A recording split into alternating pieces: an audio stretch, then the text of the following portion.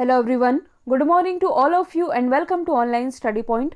दोस्तों, आज है 16 मई और आज के इस वीडियो में हम 16 मई से रिलेटेड करंट अफेयर के सभी इंपॉर्टेंट क्वेश्चन को कवर करने वाले हैं। तो यदि आप लोगों को इस वीडियो की पीडीएफ चाहिए तो आप हमारे इस मोबाइल एप्लीकेशन को भी इंस्टॉल कर सकते हैं, जिसमें आप लोगों को डेली क्विज, फ्री पीडीएफ और प्रतिदिन के करंट अफेयर का ऑडियो भी मिल सकेगा। लिंक डिस्क्रिप्शन बॉक्स में दी हुई है। तो चलिए स्टार्ट करते हैं। हमारा पहला क्वेश्चन, हाल ही में वर्ल्ड बैंक द्वारा जारी किए गए एक रिपोर्ट जिसका नाम है माइग्रेशन एंड डेवलपमेंट, इसके अनुसार 2020 में सबसे ज़्यादा रेमिटेंस ये किस देश ने प्राप्त किया है? तो सबसे ज़्यादा रेमिटेंस प्राप्त करने के मामले में अपना देश भारत ये रहा है टॉप पर। अब यहाँ जो टर्म लिखा हुआ है रेमिटेंसेज, ये होता क्या है? तो इसे आप हिंदी में कह सकते हैं धन प्रेषण। तो भारत का जब कोई भी व्यक्ति, आप कह सकते हैं जब कोई भी प्रवासी अपने मूल देश में बैंक, डाकघर या ऑनलाइन ट्रांसफर के जरिए पैसे भेजता है तो उसे रेमिटेंस कहा जाता है। कहने का मतलब है कि भारत का मान लीजिए कोई व्यक्ति है या आप ही का कोई रिश्तेदार है जो कि विदेशों में रहता है। विदेशों में तो रहता है लेकिन अपने ही देश के, मतलब कि मूल देश में, मूल देश क्या हुआ? भारत, क्योंकि ये भारत का नागरिक है। मूल देश के बैंक में, डाकघर में या ऑनलाइन ट्रांसफर के जरिए जब ये पैसे भेजेगा तो उसे रेमिटेंस कहा जाता है, यानी कि धन प्रेषण।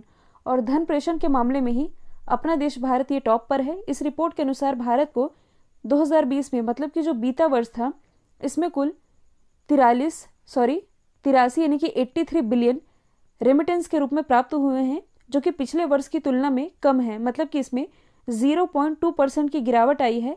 और भारत को प्राप्त होने वाले रेमिटेंस में गिरावट का प्रमुख कारण माना जा रहा है संयुक्त अरब अमीरात से प्राप्त होने वाले रेमिटेंस में आई 17% की कमी। फिर भी रेमिटेंस प्राप्ति के मामले में भारत तो पहले स्थान पर है, दूसरे स्थान पर है चाइना और तीसरे स्थान पर रहा है मैक्सिको। ऐसी रिपोर्ट जारी की है वर्ल्ड बैंक ने, जिसकी स्थापना 1944 में हुई थी, लेकिन इसने अपना जो संचालन है ये शुरू किया था 1945 से। हेडक्वार्टर स्थित है वॉशिंगटन डीसी में। इसके अध्यक्ष हैं डेविड मलपास और इसकी जो सीएफओ है, एमडी सीएफओ, ये है भारतीय मूल की अंशुला कांत। अगला क्वेश्चन है, हाल ही में चर्चे में रहा B1617 ये क्या है? तो ये कोरोना का एक नया स्ट्रेन है।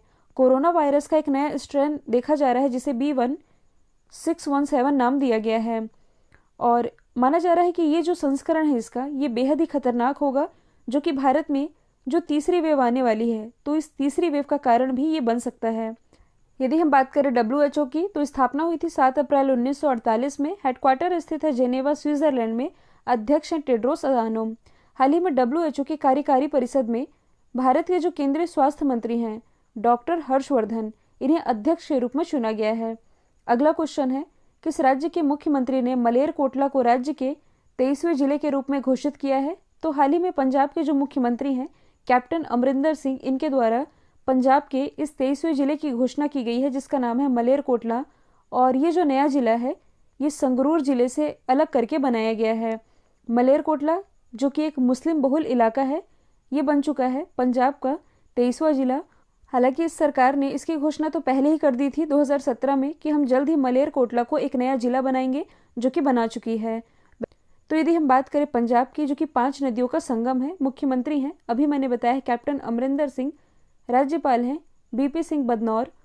और आप यदि करंट से रिलेट करेंगे तो हाल ही में जो करनाल जिला प्रशासन है, इसके द्वारा ऑक्सीजन ऑन व्हील्स की शुरुआत की गई है। जो बॉलीवुड अभिनेता हैं सोनू सूद, इन्हें पंजाब का स्टेट आइकन भी नियुक्त किया गया है। इसके अलावा गोल्डन टेम्पल कहाँ है? अमृतसर में। जालियांवाला बाग हत्याकांड जो हुआ था, कब हुआ था? 13 अप्रैल 1919 में। तो जालियांवाला बाग और बाघा बॉर्डर ये सभी स्थित है पंजाब में ही। जो 3 कृषि कानून थे, इसके विरोध में विधेयक लाने वाला पहला राज्य ये पंजाब ही था। नेपाल के प्रधानमंत्री के रूप में किसे नियुक्त किया गया है? तो नेपाल के फिर से प्रधानमंत्री ये बन गए हैं केपी शर्मा ओली। अभी 1-2 दिन पहले मैंने आप लोगों को बताया था कि ये जो केपी शर्मा ओली है, इन्होंने अपना विश्वास मत खो दिया था, जिसके कारण इन्हें प्रधानमंत्री के पद से हटना पड़ा था। तो यहाँ की जो राष्ट्रपति विद्या देवी भंडारी, इनके द्वारा इन्हें समय दिया गया था 13 मई तक का, कि जिसके पास भी बहुमत हो, जिन्हें सरकार बनानी है, वे आएँ और अपने समर्थन के साथ सरकार बना सकते हैं। लेकिन किसी भी पार्टी के पास पूरा बहुमत नहीं था, तो इसने अपनी सूझबूझ से, मतलब कि संविधान के एक आर्टिकल का ही उपयोग करके इन्होंने केपी शर्मा ओली को दोबारा से प्रधानमंत्री नियुक्त किया है। हालांकि इन्हें 30 दिन के भीतर सदन में बहुमत का समर्थन प्राप्त करना होगा, और यदि नहीं कर पाते हैं तो फिर से ये प्रधानमंत्री के पद से हट जाएंगे। ऐसी कंडीशन में क्या होगा? ऐसी कंडीशन में नेपाल में फिर से चुनाव आयोजित किए जाएंगे। यदि हम बात करें नेपाल की, तो इसकी राजधानी काठमांडू में ही हेडक्वार्टर स्थित है सार्क का, और यहाँ की करेंसी है नेपाली रुपया। प्रेसिडेंट, प्राइम मिनिस्टर तो मैंने बता ही दिया है। भारत और नेपाल के बीच एक एक्सरसाइज होती है जिसका नाम है सूर्य किरण। अच्छा, नेपाल जो कि दुनिया की सर्वोच्च चोटी है, इसकी ऊंचाई कितनी है? तो नए सर्वे के अनुसार इसकी चोटी है 8,848 और 0.6 का इसमें इजाफा हुआ है। ये सर्वे नेपाल और चाइना के द्वारा किया गया था। यदि आप करंट से रिलेट करेंगे तो हाल ही में एक पर्वतारोही हैं जिनका नाम है कामी रीता शेरपा।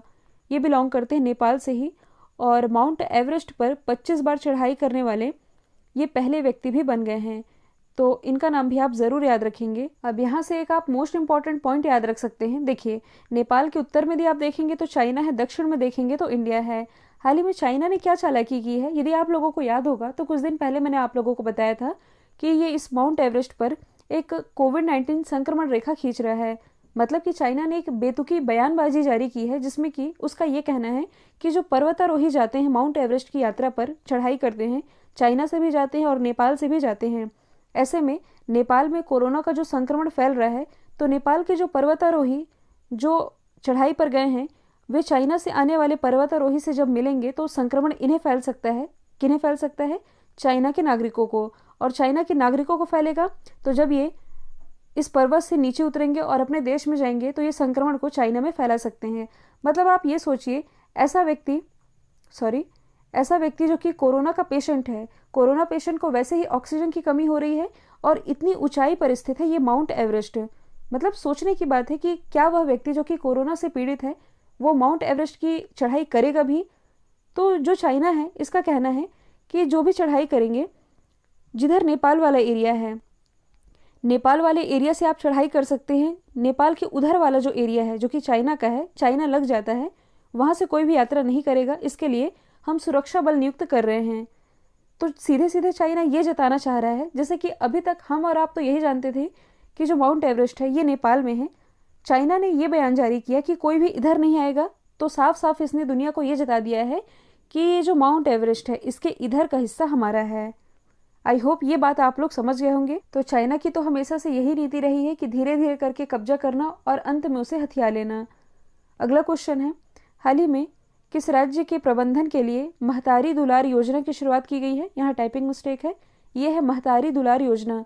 इसकी शुरुआत अभी हाल ही में छत्तीसगढ़ गवर्नमेंट के द्वारा की गई है, और इस योजना के तहत छत्तीसगढ़ राज्य में ऐसे बच्चे जिनके माता पिता कोरोना की वजह से इस दुनिया में नहीं रहे हैं और वे बच्चे अब अनाथ हो चुके हैं, तो इन बच्चों की पढ़ाई का खर्च अब राज्य सरकार उठाएगी, जिसमें कि कक्षा 1 से 8वीं तक 500 रुपये प्रति माह और कक्षा 9वीं से लेकर के 12वीं तक के बच्चों को 1000 रुपये प्रति माह प्रदान करेगी छत्तीसगढ़ गवर्नमेंट। यदि हम बात करें छत्तीसगढ़ की, तो इसकी राजधानी है रायपुर। रायपुर में स्थित है नया रायपुर, जिसका नाम बदल करके अटल नगर किया गया था। अटल नगर तब किया गया था जब यहाँ के मुख्यमंत्री ये हुआ करते थे रमन सिंह। अब कौन है? अब हैं भूपेश बघेल। राज्यपाल है अनुसुईया उइके। मुख्य न्यायाधीश हैं PR Ramachandran Menon. Important national park की बात की जाए तो Achanakmar wild life sanctuary, Indravati, Kanger घाटी और गुरु घासीदास नेशनल पार्क, ये सभी स्थित हैं छत्तीसगढ़ में ही। छत्तीसगढ़ के अंबिकापुर में भारत का पहला गार्बेज कैफे खोला गया है, जबकि भारत का पहला ई कचरा क्लिनिक ये स्थापित किया गया है मध्य प्रदेश की राजधानी भोपाल में। ई लोक अदालत का आयोजन करने वाला पहला राज्य छत्तीसगढ़ है, जबकि वर्चुअल कोर्ट का आयोजन करने वाला पहला राज्य है उत्तर प्रदेश। हाल ही में मनरेगा के तहत सबसे ज़्यादा रोजगार देने वाला राज्य ये छत्तीसगढ़ ही बन गया है। भारतीय महिला क्रिकेट टीम के मुख्य कोच कौन बने हैं? तो हाल ही में जो रमेश पोवार है ये बन गए हैं भारतीय महिला क्रिकेट टीम के मुख्य कोच। इनकी नियुक्ति किनके द्वारा की जाती है? तो जो क्रिकेट सलाहकार समिति होती है, जिसमें कि अभी 3 सदस्य शामिल हैं, सुलक्षणा नायक, मदन लाल और रुद्र प्रताप सिंह, इन्हीं के द्वारा रमेश पोवार की नियुक्ति की गई है महिला क्रिकेट टीम के मुख्य कोच के रूप में। यदि हम बात करें BCCI की, तो इसकी स्थापना हुई थी 1928 में। हेडक्वार्टर स्थित है मुंबई महाराष्ट्र में, और इसके अध्यक्ष हैं सौरव गांगुली, जो कि 39वें क्रम के अध्यक्ष हैं और सेक्रेटरी कौन है? जय शाह, जो कि अमित शाह जी के बेटे हैं। अगला क्वेश्चन है, हाल ही में फॉर्च्यून के द्वारा दुनिया के 50 महान नेताओं की लिस्ट जारी की गई है। इसमें टॉप पर कौन है? तो इस टॉप 50 में भी टॉप पर रही हैं जेसिका अर्डन। ये कौन है? तो ये है न्यूजीलैंड की प्राइम मिनिस्टर। ये हाल ही में न्यूजीलैंड की दोबारा से प्राइम मिनिस्टर बनाई गई हैं। इन्हें दुनिया के टॉप 50 महान नेताओं की लिस्ट में टॉप पर रखा गया है। दूसरे स्थान पर है mRNA पायनियर्स और तीसरे स्थान पर है पेपाल के CEO डैन शुल्मैन। ये जो लिस्ट जारी की है इसके अनुसार इसमें टॉप 10 में भारत की तरफ से एकमात्र व्यक्ति शामिल हैं। इनका नाम क्या है? अदार पूनावाला। अदार पूनावाला इस टॉप 50 में 10वें स्थान पर हैं। अदार पूनावाला ये है कौन? तो सीरम इंस्टीट्यूट ऑफ इंडिया, जो कि स्थित है पुणे महाराष्ट्र में, इसके ये CEO हैं।